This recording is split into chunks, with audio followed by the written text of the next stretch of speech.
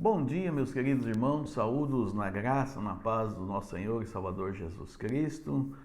Já estamos entrando aí para o final do mês de maio e a pandemia ainda continua. Infelizmente tem crescido muito no estado de São Paulo, em especial na capital e no Brasil em algumas capitais. Mas queremos, irmãos, no nome do Senhor Jesus Cristo, que logo passará e passando esse mal, as coisas voltam ao normal e o mais importante, que logo nós vamos poder glorificar ao Senhor Jesus Cristo pelo passamento desse mal que trouxe tanta desgraça, tanta tristeza para o Brasil e para o mundo. Mas nós, como servos do Senhor e confiados no Senhor, esperando a gloriosa volta do Senhor Jesus Cristo, usando o mês de maio, quando nós fazemos programações especiais da família no mês de maio, então nós queremos continuar e agora na nossa escola bíblica dominical, mesmo nós fazendo pelo Zap, para que nós possamos manter a nossa fé, manter o nosso pensamento e principalmente uma boa saúde, tanto física como emocional, pois esses males que têm afligido o mundo nos traz, além de uma certa gordurinha a mais, também problemas físicos, problemas emocionais. Então nós precisamos estar mais firmes na palavra, no pensamento de buscarmos o nosso Deus. E para tal, irmãos, eu gostaria de compartilhar com vocês o texto de Atos, capítulo 9, versículo 15. Disse-lhe, porém, o Senhor: vai, porque este é para mim um vaso escolhido, para levar o meu nome diante dos gentios, e dos reis e dos filhos de Israel. Esse texto, o Senhor está se referindo a Paulo, que ele havia sido escolhido para levar as boas novas, levar a mensagem do Evangelho aos gentios, aos reis e aos filhos de Israel. Todo crente tem o desejo de ser usado por Deus.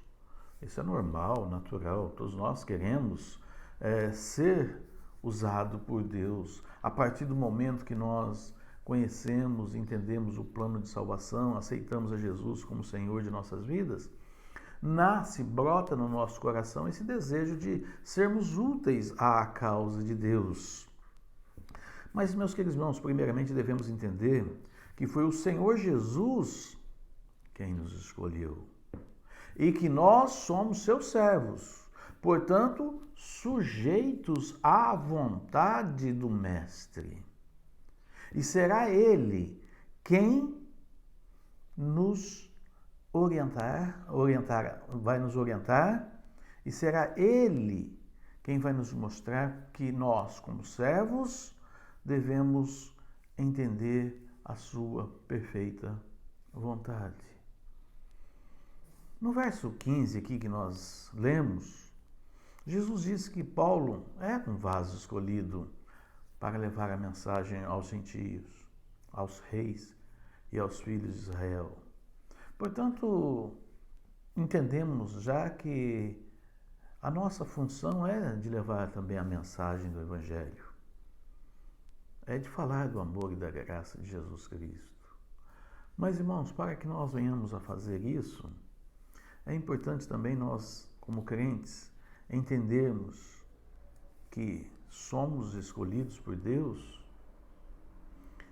e para ser um vaso escolhido por Deus, devemos ter uma vida submissa, uma vida separada, uma vida consagrada ao Senhor. Vamos ver o que diz aqui 2 Timóteo 2:20. Paulo falando ao jovem pastor Timóteo. 2 Timóteo 2:20 e 21. Ora, Numa grande casa, não somente há vasos de ouro e de prata, mas também de pau e de barro, uns para honra, outros, porém, para desonra.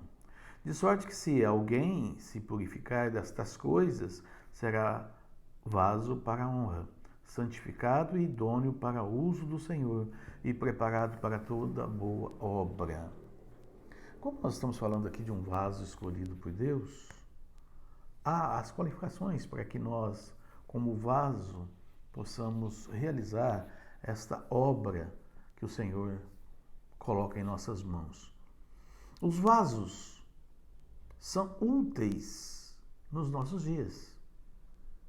Mas, irmãos, se nós pensarmos um pouquinho sobre o vaso lá no passado, em especial aqui nos tempos de Jesus, e mesmo antes, podemos pensar desde o do início da história humana, a partir de que Adão e Eva saindo do Jardim do Éden, e ali precisavam de alguns utensílios para o dia a dia, foi-se confeccionando vasos e outros objetos para o uso diário doméstico.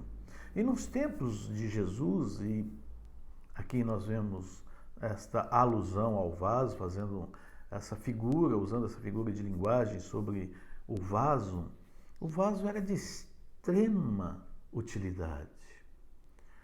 Naqueles tempos não havia água corrente, não tinha a torneira que você ia lá, abria a torneira, pegava água, tudo era colocado em cântaros, em vasos. O azeite era guardado em vasos. O trigo era vendido à medida de vaso. O vaso servia como medida e servia também para guardar o trigo. Então, todas as coisas que se faziam naquele período, naqueles tempos, era através dos vasos, como medida ou como objeto para guardar as coisas que eram necessárias. Hoje, o vaso tem uma utilidade mais de adornar, enfeitar um lar, mas antes eram utensílios indispensáveis para a época. Os vasos eram feitos de ouro, de prata ou de barro e até madeira. Paulo, escrevendo a Timóteo, diz que se o vaso é de ouro, se o vaso é de barro, se o vaso é de prata ou madeira, não tem importância. O importante é saber se ele está puro ou impuro. O que torna limpo ou sujo o vaso é o que se coloca dentro. O vaso, nesta passagem, mostra a figura de um crente. Se o crente se purificar, será usado para a honra do Evangelho. Quer seja ele pobre ou quer seja ele rico. Mas se o crente se contaminar, será uma desonra para o Evangelho. Por isso, no nosso caminhar cristão, na nossa jornada, a santificação é um passo fundamental para que a gente possa desenvolver o Evangelho. Nós vemos muitas vezes pessoas que têm grande desejo de falar de Jesus Cristo, de testemunhar, de anunciar ao Senhor Jesus. Mas, infelizmente, muitas vezes no seu dia a dia, na sua vida diária, as suas práticas não condizem com o que ele está dizendo. Ele tem atitudes pecaminosas. Ele não busca a santificação. E não buscando a santificação, automaticamente, tudo o que ele fala acaba não tendo valor. As pessoas olham para nós. As pessoas veem em nós o nosso testemunho, a nossa vida diária de como somos e de como agimos. Por isso é importante nós zelarmos pela santificação, para que as nossas palavras, ao falarmos e principalmente pregarmos o Evangelho de Jesus Cristo, as pessoas olham e dizem, olha, essa pessoa é diferente. Olha o que, e vão olhar no passado, ele era assim, agora é assim, é uma outra pessoa. E, portanto, irmãos, nós temos que buscar essa santificação. O crente deve ter uma vida de separação. Ser um vaso separado para a obra de Deus nos diz que devemos ser santos porque Ele é santo. Se nós devemos buscar uma vida de santificação para que as pessoas olhem para nós e vejam o nosso testemunho, mais importante ainda é nós buscarmos a santificação para termos comunhão com Deus, porque Ele é santo. E se Ele é santo, nós só podemos nos aproximarmos dEle ao nos tornarmos santos. E como nós nos tornamos santos? Por nós mesmos é impossível. Eu prefiro mais a palavra santificado. Porque quando nós somos salvos pelo Senhor Jesus Cristo, nós somos santificados por Cristo Jesus. E é lógico que a partir daí entra o processo de nós também buscarmos a santificação, dia a dia. É importante nós, cada vez mais, entendermos que é necessário termos uma vida santa para agradarmos àquele que também é santo. Nós, separados, porque entendemos que como um vaso devemos estar santificados, separados do mundo e preparados para a habitação do Espírito Santo. O Espírito Santo habita em nós. A partir do momento que nós cremos em Jesus como Senhor e Salvador, Ele habita em nós. Mas o apóstolo Paulo diz, não apagueis o Espírito Santo de Deus que habita em vós. Portanto, irmãos, o mundo ou as atitudes do mundo que entram nas nossas vidas e nós permitimos isso, faz com que automaticamente podemos apagar a atuação do Espírito Santo em nossas vidas. Nós somos vasos separados para consagrar tudo ao serviço do Senhor.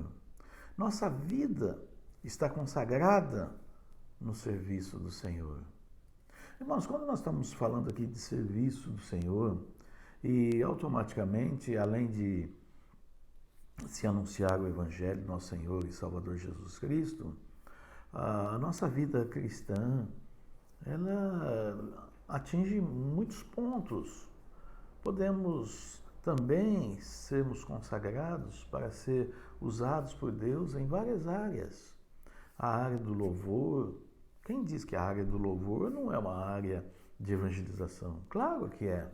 Por isso que nós, ao escolhermos os hinos, os cânticos que nós vamos cantar, nós vamos louvar, nós vamos adorar, primeiramente nós temos que ver se esse cântico, se esse hino, ele está conforme as Escrituras. Não é porque ele tem uma melodia bonita, não é porque ele, eu gosto desse cântico, eu gosto desse hino, que eu vou sair por aí cantando, sem noção de que aquilo está condizendo com a palavra de Deus. Há uns tempos atrás, e agora também, se a gente pegar e for olhar muitos cânticos e muitos hinos que são cantados aí por alguns cantores, vendedores de CD, não condiz com a palavra de Deus. Mas a melodia é bonita, eu gosto dele. Não é a questão somente de gostar, mas é a questão de que a letra esteja embasada na palavra de Deus. Porque nós podemos cantar aí um cântico que não diz nada em relação a louvor ou glorificação a Deus. E é por isso que nós sempre temos falado com louvor, o louvor tem conversado com a gente nas escolhas desses hinos e desses cânticos, é olhar se ele vai levar ao coração de quem está ouvindo uma mensagem do Evangelho, uma mensagem de acalanto, uma mensagem de entender e compreender a vontade de Deus para a vida daquela pessoa. Não só para nós. É lógico que quando nós estamos cantando, quando nós estamos glorificando a Deus através do cântico, do hino, queremos adorar, queremos glorificar a Deus. Mas também entendemos que quem vai ouvir vai também entender e compreender. Dentro da igreja, muitas vezes pessoas vêm e começam a ajudar, por exemplo, na cozinha. Muitos acham, mas a cozinha é irrelevante. Não, não é irrelevante. Quando nós fazemos uma programação especial, quando nós temos aí um almoço ou alguma coisa parecida, eu fico alegre de ver irmãos que têm desejo de serem usados em servir, colocar à disposição do Senhor, servindo aos seus irmãos. A Bíblia é clara nisso aí. Muitas pessoas acham que eu vou louvar, eu vou glorificar a Deus, mas eu vou estar separado das pessoas. Não! Se nós queremos louvar, se nós queremos glorificar a Deus, nós temos que servir aos nossos irmãos. E por que não servir literalmente? Podemos fazer isso. E muitos irmãos são abençoados, a maneira como eles agem lá na cozinha, trabalhando, fazendo uma coisa, fazendo outra. É uma forma de trabalho ao Senhor. E em todas as outras áreas que nós podemos pensar, é uma forma que nós, como vasos de bênçãos, somos usados por Deus para abençoar outras pessoas. Por exemplo, agora, nesse momento triste em que muitas pessoas estão desempregadas e faltando alimento. Meus queridos irmãos, nesse momento eu quero agradecer a vocês. Todas as vezes que nós fazemos uma petição ou precisamos levantar uma cesta, vocês vêm de tal maneira que nós socorremos aquele que estava precisando e levantamos outras cestas com o que vocês trazem a mais para suprir a necessidade de outros. Eu louvo a Deus pela vida de vocês. Isto é ser um vaso de bênção. Vocês vão socorrendo aqueles que estão precisando.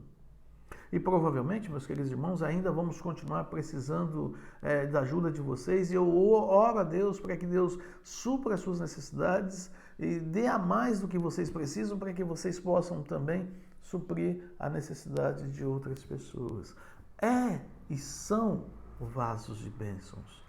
Deus abençoe, meus queridos irmãos, por a atitude que vocês têm tomado nesse momento. Me alegra o coração de saber que ao pedirmos a ajuda de vocês, vocês vêm correndo para a casa do pastor, trazendo alimento, trazendo uma coisa, trazendo outra, e aí a gente monta as cestas e tem entregado várias cestas. Inclusive, nós estamos com uma cesta em casa. Se alguém estiver precisando e você souber que de alguém que está precisando, pode falar com o pastor, vir pegar essa cesta e levar para quem está precisando. Olhe para os necessitados, olhe para aqueles que, mesmo que não fazem parte do rol de membros da igreja, precisam de um socorro, e eles vão olhar pela sua atitude, pela maneira como você o socorreu, e com certeza ele vai ficar feliz e abrir o coração, até mesmo se não for um cristão, para ouvir o Evangelho. É maravilhoso, irmãos, sermos vasos úteis às mãos do Senhor. Não importando se o vaso é de ouro, ou se o vaso é de prata, se o vaso é de barro, se o vaso é de madeira, isso não importa, mas sim que sejamos vasos purificados, separados e consagrados ao Senhor para levar o Evangelho aos perdidos. Meus queridos irmãos, Deus abençoe vocês. Nós, como já falamos, estamos no mês da família. Esta noite nós estaremos ouvindo a mensagem que o pastor Edgar estará trazendo, e desde já peço ao louvor e a outros irmãos que queiram apresentar um número especial, estejam já preparando, colocando, ou mandando para o pastor, ou na hora mandando para já o grupo da igreja, para que a gente tenha no domingo à noite um culto maravilhoso ao Senhor, o culto da família. Deus abençoe os amados irmãos. Amém.